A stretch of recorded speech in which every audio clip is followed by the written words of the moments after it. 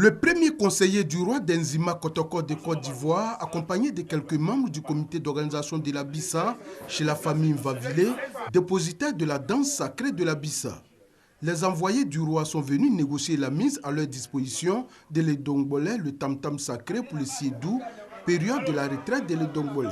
C'est le début d'une semaine de méditation, d'introspection et de bilan personnel avant l'entame du nouvel an Nzima.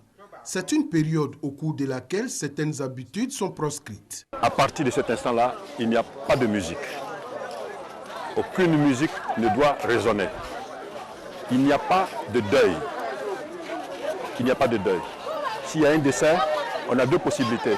C'est d'attendre la fin de la Bissa ou de l'enterrer de manière discrète. Il n'y a pas de lamentation, il n'y a pas de tristesse.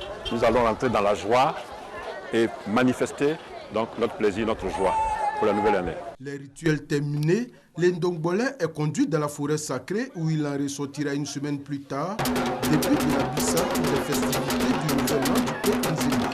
Cette procession à la forêt sacrée se fait dans une ambiance festive.